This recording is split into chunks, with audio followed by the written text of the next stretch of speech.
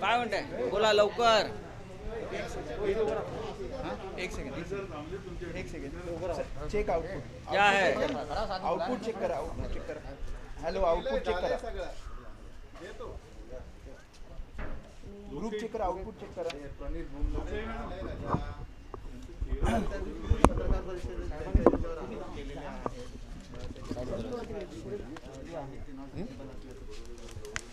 अतुल लोंढेंचं असं म्हणणं आहे की ते पळून गेले. नाही त्यांना पळून लावलंय.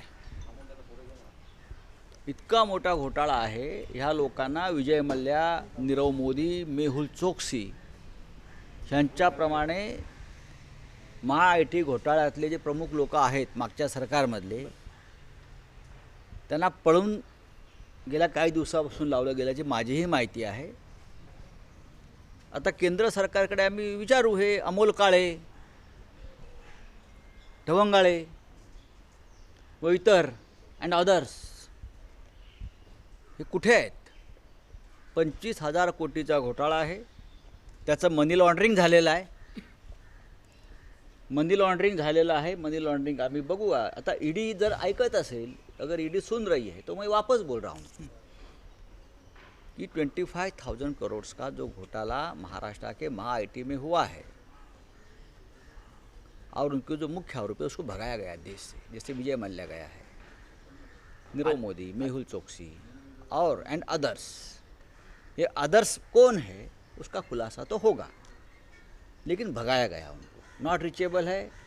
वो देश छोड़कर भागने की फिराक में पहले से थे, जब से हम एक कोशिश कर रहे थे सब लाने का. लेकिन सब लोग आ जाएंगे. आप मेरे पास देखिए, कल मैंने जो जुहू वाला एक प्लॉट का बात बताई है वो भी सामने आ जाएगा जल्दी ही. अब मेरे पास पवई से कुछ लोग बैठे हैं बहुत दिनों से आकर.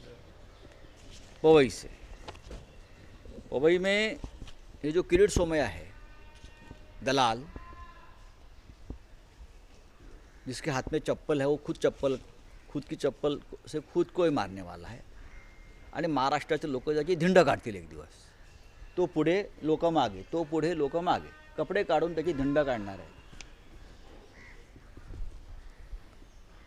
पेरूबाग पासपोली, बराबर ना? बराबर. पेरूबाग पासपोली का लगभग 138 एकड़ का भूखंड है. IIT मेरे पास बैठे हैं भाई साहब सलाउद्दीन कुरैशी है, फिलनाजी साहब है, हमारे सब बैठे हैं. अभी मैं 4 दिन से उसका स्टडी कर रहा हूँ. मैं देखा इतना बड़ा घोटाला, घर घर इसको नहीं घर उसको नहीं घर. 433 बोगस लोग, ये किरीट सोमैया और बीजेपी के लोगों ने 1-2 एजेंट लगाए थे. 25-25 लाख, किसी से 50 लाख भी लिया है. 300 करोड़ से भी ज़्यादा जमा किए. कहाँ गए? तो किरीट सोमैया किसी को बोल रहा है उस वक्त जब पैसा जमा कर रहा था कि सिग्नेचर जो करना है उस कागज़ के ऊपर, तो फडणवीस साहब को 50 करोड़ देना है. तो यह आदमी, मैंने कहा उस वक्त, नहीं फडणवीस साहब ऐसा नहीं कर सकते. तो ये किरीट सोमैया ने फडणवीस साहब के ऊपर भी नाम के ऊपर भी वसूली की है, सिर्फ ईडी के नाम के ऊपर नहीं. महाराष्ट्र के एक चीफ मिनिस्टर देवेंद्र फडणवीस जी, जिसने ये प्रोजेक्ट के ऊपर मंजूरी की सिग्नेचर की है, तो ये किरीट सोमैया ने 300 करोड़ की वसूली देवेंद्र फडणवीस के नाम पर भी की है. उसके पूरे कागजात आज बनाकर मैं इकॉनॉमिक ऑफिस विंग को दे रहा हूँ. तुमचं म्हणणं पुनर्वसनाच्या नावाखाली ही 400 करोडपेक्षा मोठा घोटाळा. अजून आम्ही आमचा हिशोब आम्हालाच जमत नाही आहे. 8 दिवस हिशोब चालला आहे हा. तो लोक राहायला आले. तुम्ही तिकडे जाऊन बघा आता काय आहे ते. इथे लोक सगळे थांबले आहेत माझ्याकडे हे. आणि अशी या किरीट सोमैयाने मुख्यमंत्री फडणवीस तेव्हाचे त्यांच्या नावावर सुद्धा शेकडो कोटी गोळा केल्याची प्रकरणं माझ्याकडे आलेली आहेत. फडणवीसांनी आणि भारतीय जनता पक्षाच्या लोकांनी ह्याच्यात आता उत्तर द्यावं. ते काही लोक आहेत त्याच्या बाजूने बोलत आहेत ना, मध्ये पडू नका, तुम्ही उघडे व्हाल. चंद्रकांत दादा पाटील वगैरे लोक, बरं का, उगाच बेगाने शादी में नाचतायत. हां, उघडे व्हाल दादा तुम्ही, या प्रकरणात पडू नका. आम्ही बघू का असेल ते. त्याची धिंड काढणार आहेत लोक. त्या धिंडीत तुम्ही मागे कपडे काढून त्याची धिंड काढणार आहे. पेरुबाग पासपोली, बराबर ना? बरोबर. पेरुबाग पासपोली का लगभग 138 एकड़ का भूखंड है आईआईटी. उसने साफ करके लिया पुनर्वसनाच्या नावाखाली. पुनर्वसनाच्या नावाखाली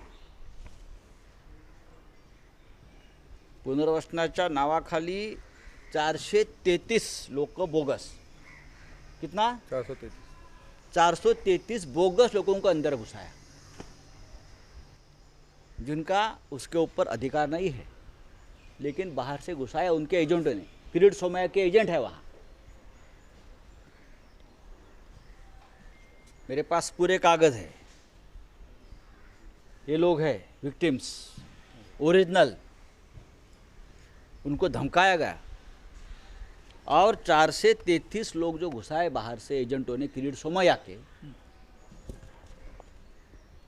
पवई पेरुबाग झोपड़पट्टी की यादी में पुनर्वसन के, वो प्रोजेक्ट के ऊपर फाइनली उस वक्त के मुख्यमंत्री देवेंद्र फडणवीस ने सिग्नेचर किया. Bogus, completely bogus. 433 लोगों से 25-25 लाख रुपए लिए गए हैं. ये मेरी जानकारी है एजेंट के थ्रू. 25-25 लाख यानी 200-300 करोड़ से के ऊपर का ये व्यवहार है. इकोनॉमिक ऑफिस विंग और ईडी मेरी बात अगर सुन रही है तो मैं उनको एक कागज़ दिखा रहा हूँ. पूरे कागज़ है. एक ट्रक भर के कागज़ मैंने मेरे पास अब पड़े हैं उस घोटाले के. 433 बोगस लोग कहाँ से आए, उनके बोगस आधार कार्ड, बोगस सब कार्ड, बोगस डॉक्यूमेंट्स बनाए गए. कंप्लेनेंट मेरे पास बैठे हैं भाई साहब, सलाउद्दीन कुरैशी है, फिलनाजी साहब है, हमारे सब बैठे हैं. अभी मैं 4 दिन से उसका स्टडी कर रहा हूँ. मैं देखा इतना बड़ा घोटाला, घर घर इसको नहीं घर उसको नहीं घर. 433 बोगस लोग, ये किरीट सोमैया और बीजेपी के लोगों ने 1-2 एजेंट लगाए थे. 25-25 लाख, किसी से 50 लाख भी लिया है. 300 करोड़ से भी ज़्यादा जमा किए. कहाँ गए? तो किरीट सोमैया किसी को बोल रहा है उस वक्त जब पैसा जमा कर रहा था कि सिग्नेचर जो करना है, और इस कागज़ 400 से भी ज़्यादा बोगस लोग वहाँ लाए गए एजेंट के थ्रू. किरीट सोमैया ने, उसके नाम मेरे पास है. आईआईटी पूरा कोर्ट का मामला है. सलाउद्दीन साहब मेरे साथ है. देखिए ये कंप्लेनेंट है. विंटरना पालघर से लाला के सबको बसा एरिया में और रेवा से कोई नहीं है. और उनको धमकाया गया. किरीट सोमैया के गुंडों ने उनको धमकाया है. बराबर ना सलाउद्दीन जी? उनको धमकाया है. फडणवीस शामिल थे इसमें. मैंने बोला ना, देवेंद्र जी को शायद मालूम नहीं होगा उनके पीछे क्या चल रहा है. ये माफियागिरी किरीट सोमैया किस प्रकार से कर रहा है मालूम नहीं होगा शायद. मैं उनका रिस्पेक्ट करता हूँ बहुत, देवेंद्र जी का. लेकिन पर्दे के पीछे क्या चल रहा था ये जो है वो देख लीजिए. सर, यूनियन होम मिनिस्टर का भी आपने नाम लिया है. उसके नाम पे धमकाता है यहाँ वो. हाँ. उसके नाम पर धमकाता है, सबके नाम से धमकाता है. ये कौन है? अब ये आदमी महाराष्ट्र के जेल में जाएगा. जब मैं बोलता हूँ तो मैं करता हूँ, और जो मैं नहीं बोलता हूँ वो अपने आप हो जाता है. So you are meeting the chief minister today. You are submitting the documents to EOW. Already मैंने कल से 2 दिनों से सीएम के पास, हाँ. महाराष्ट्र के गृह मंत्री के पास, ओके. अथॉरिटी के पास बहुत से डॉक्यूमेंट्स हमने दे दिए हैं. ओके. महा आईटी घोटाले का जो आरोपी है अमोल काले, वो भाग गया है. उसको भगाया गया है. किसने भगाया सर? पता चलेगा अभी. 2 लोग जो इम्पोर्टेंट है, किंग पिन्स, उनको भगाया गया है. वो कहाँ है? विजय मल्ल्या से भी बड़ा घोटाला है. तुम्ही दुसरं नाव घेतलं. नीरव अमोल काळे सोबत अजून कोण? बीजेपी के धवन गाड़े है, नाम लिया है, और एंड अदर्स. वो अदर्स में बहुत है. नीरव मोदी, विजय मल्ल्या, मेहुल चोक्सी, और आधी में नाचतायत.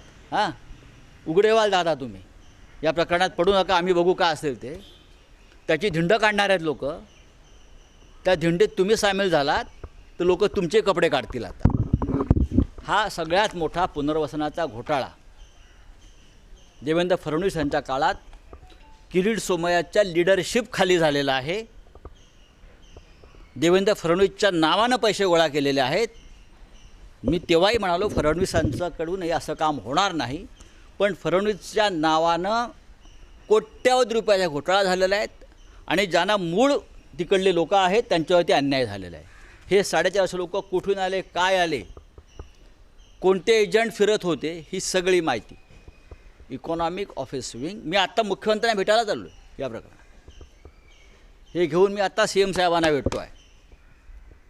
काय चाललं आहे महाराष्ट्रात, काय चाललं होतं, काय लूट, आणि आम्हाला सांगताय तुम्ही, आम्हाला सांगताय रोज एक भ्रष्टाचाराचं प्रकरण मी बाहेर काढणार. माझ्याकडे आतापर्यंत लोकांनी समोरून येऊन किरीट सोमय्याची 211 प्रकरणं दिली आहेत आणि हा टोटल घोटाळा किरीट सोमय्याने केलेला आतापर्यंत जे बघतोय 7,500 कोटी रुपये त्याने गोळा केलेले आहेत गेल्या काही वर्षामध्ये. जा माझ्याविरुद्ध कोर्टात, मी बघतो. देवेंद्र फडणवीसांना कल्पना असेल याची असं मला वाटत नाही.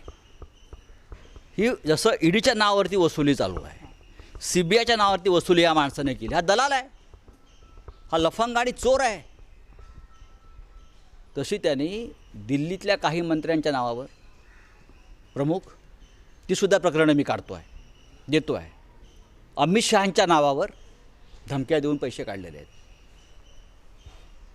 फडणवीसांच्या नावावरती, मुख्यमंत्र्यांच्या नावावरती तेव्हाच्या त्यांनी हे कोट्यावधी रुपये काढलेले आहेत. हे रेकॉर्डवरती आहे.